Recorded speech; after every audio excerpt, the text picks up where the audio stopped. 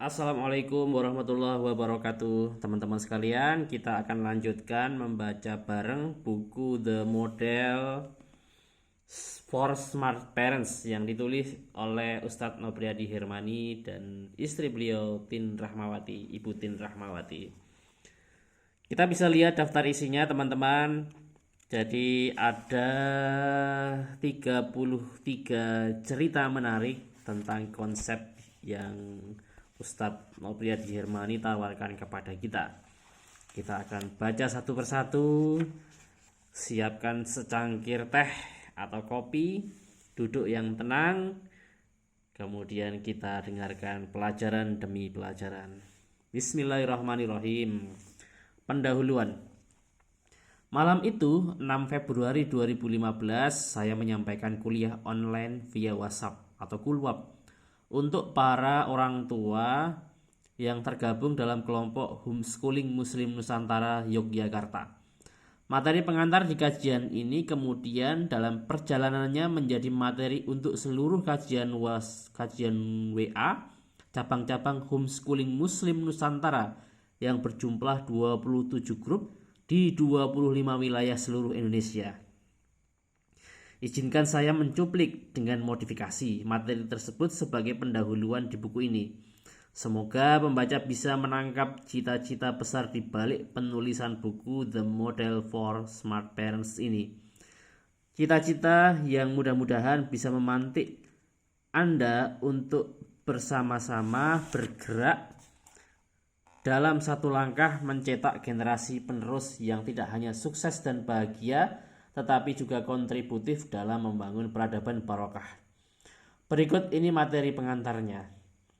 Ayah bunda yang baik hati, izinkan saya mengemas materi parenting dengan bahasa rasa untuk menggedor pikiran dengan keras demi buah hati tercinta.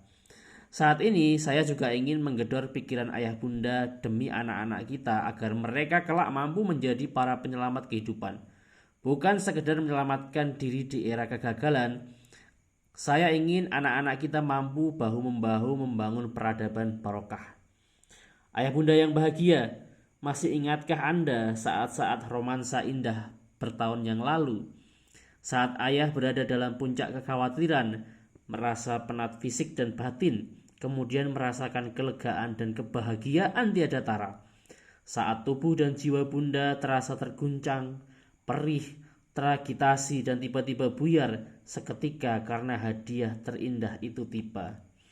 Suara merdu itu hadir menyapa dunia seakan berbarengan dengan aliran alamiah endorfin, hormon pengurang rasa sakit. Di tubuh bunda mengobati siksa beberapa saat sebelumnya. Tubuh mungil dan hangat itu berada di dada bunda, menatap pendek, hening dan menyampaikan kehadirannya dengan gerak yang begitu lambat. Dia adalah makhluk paling mempesona sebagai hadiah istimewa dari Sang Pencipta.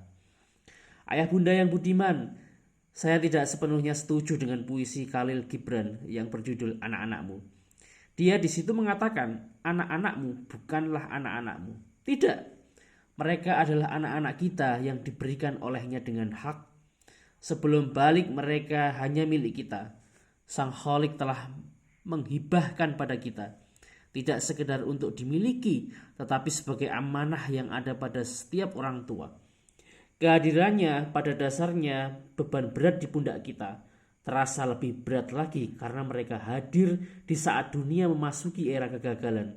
Era di mana manusia banyak yang gagal dalam kehidupan pribadi dan secara kolektif gagal menata peradaban.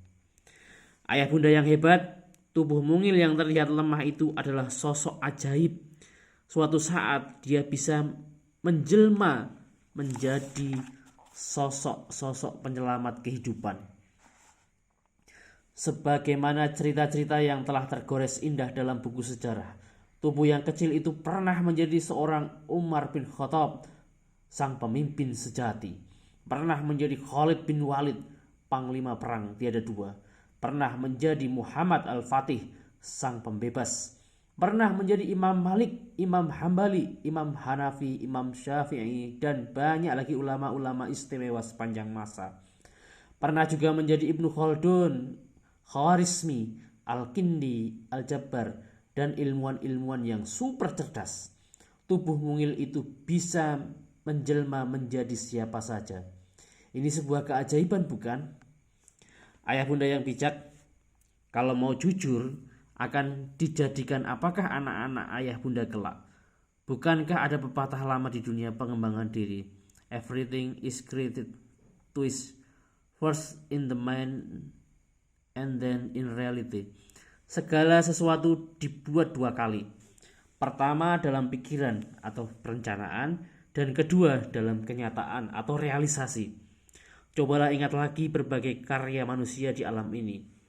Sebelum rumah terwujud, maka dia dimulai dari tahap desain. Sebelum baju melekat di tubuh, maka dia berawal dari desain. Sebelum jembatan indah membujur, juga dimulai dari desain. Sebelum pesawat terbang mengudara, maka dia berawal dari desain. Sebelum reaktor nuklir beroperasi, juga dimulai dari tahap desain. Ayah bunda yang baik, saya ingin melengkapi kata-kata inspiratif di atas yang berisi pesan pentingnya dua tahap kreasi. Kata-katanya begini: semakin penting segala sesuatu, maka kita akan sangat serius dalam kreasi pertama. Semakin berharga segala sesuatu, maka kita semakin serius dalam tahap desain. Setujukah ayah bunda dengan dua kalimat yang digaris tebali di atas? Bila setuju, apakah ayah bunda telah memiliki desain diri untuk anak-anak? Sudahkah menyiapkan secara serius desain diri mereka? Pertanyaan berikutnya, seberapa penting dan berharga anak kita? Ayah bunda yang penyayang, bila kita belum memiliki desain yang serius, berarti kita belum menganggap pribadi-pribadi anak kita sebagai sesuatu yang penting dan berharga. Walaupun kita bersuara nyaring dengan mengatakan anak-anak itu penting dan berharga, maka ketiadaan desain diri menjadi bukti bahwa kita telah memperlakukan pribadi mereka sebagai sesuatu yang tidak penting dan tidak berharga. Kita biarkan mereka membentuk dirinya tanpa kejelasan, walaupun kita telah berbuat baik pada mereka. Anak-anak kita dalam fase-fase awal kehidupan laksana kertas putih yang diberi warna oleh banyak kekuatan. Bila kita tidak memiliki desain yang kokoh, maka bersiaplah dengan kekuatan besar dan jahat berlomba menggoreskan warna hitam pekat di atas kertas putih bersih nan suci itu. Dalam konteks tertentu, saya setuju dengan filsuf abad ke-7 John Locke yang melihat bayi mungil sebagai kertas putih, tabula rasa. Oleh sebab itu, kita sejak awal bisa mewarnainya dengan warna yang indah yang tidak bisa terhapus oleh tinta warna apapun. Kita goreskan warna terindah dengan tinta yang mengalir dari prinsip. Dengan goresan indah ini, maka warna hitam pekat akan enggan menodainya. Ayah bunda yang berhati mulia, sebelum balik anak-anak kita sepenuhnya milik kita. Mereka kita jaga dengan amanah. Namun setelah mereka menjadi mukallaf atau sudah terkena beban hukum, maka mereka milik siapa? Apakah diri mereka menjadi milik mereka sendiri? Dengan alasan mereka sudah bertanggung jawab untuk terhadap dirinya? Tidak ayah bunda, jangan ajarkan mereka konsep egois. Jangan ajarkan mereka menjadi pribadi yang hanya mampu meraih impiannya, mengejar cita-cita tinggi yang diidam-idamkan untuk kehidupan pribadi. Jangan desain mereka untuk sekedar menjadi pribadi yang baik. A bad system can destroy good people. Demikian kata Gary Motorseed. Orang baik bisa dihancurkan sistem kehidupan yang rusak. Orang baik bisa digilas oleh zaman. Lalu bagaimana desain mereka sebaiknya? Ayah bunda, saat mereka balik, desainlah mereka sebagai pemilik kehidupan. Jadikan mereka penyelamat kehidupan. Mereka adalah hak bagi kehidupan terbaik yang akan tiba. Ingatlah kembali cerita lama, saat satu persatu pribadi dan agung bergabung dalam agenda menyelamatkan dunia, membentuk kehidupan Islam dengan kalamullah. Ali bin Abi Thalib dan Zubair bin Awam bergabung dalam barisan membangun kehidupan terbaik di usia 8 tahun. Talhah bin Ubaidillah bergabung dalam dakwah Rasulullah SAW di usia 11 tahun. Al-Arqam bin Abil Arqam bergabung di usia 12 tahun. Abdullah bin Mas'ud bergabung di usia 14 tahun. Sa'ad bin Abi Waqqas di usia 17 tahun. Ja'far bin Abi Thalib di usia 18 tahun. Zaid bin Harisah di usia 20 tahun. Utsman bin Affan di usia 20 tahun. Mus'ab bin Umair di usia 20 tahun. Dan Umar bin Khattab di usia 26 tahun.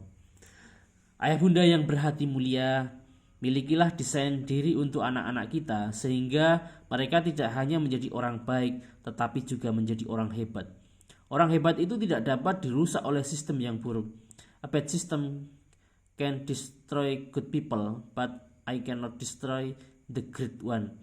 Jadikan mereka bekerja memperbaiki sistem kehidupan. Buatlah desain agar mereka tidak hanya memiliki dirinya tetapi juga menjadi milik kehidupan.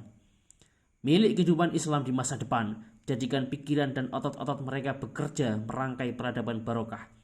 Tentu semua ini dilakukan demi kehidupan akhirat yang panjang. Ayah bunda yang baik, izinkan saya berbagi sebuah desain diri anak kepada Anda. Tentu ini bukan desain yang final. Ini adalah sebuah desain dasar yang saya pikir relevan dengan era kegagalan sekarang. Sebuah desain diri yang secara lengkap dapat dibaca di buku pertama saya, The Model. Desain ini dirancang agar kehidupan anak-anak kita mengalir dari prinsip yang kokoh, The Principle. Sebuah desain yang membuat mereka hidup menuju cita-cita yang jelas, The Vision. Sebuah desain yang membekali mereka dengan karakter unik, The Character, menuju cita-cita. Sebuah desain yang membuat kehadirannya di bumi ini mampu memegang tanggung jawab, The Responsibility. Tidak hanya tanggung jawab menunaikan peran-peran pribadi, tetapi juga tanggung jawab untuk merangkai peradaban terbaik masa depan. Ayah bunda yang baik, buku yang Anda pegang ini bukanlah buku hebat dalam dunia keayahbundahan.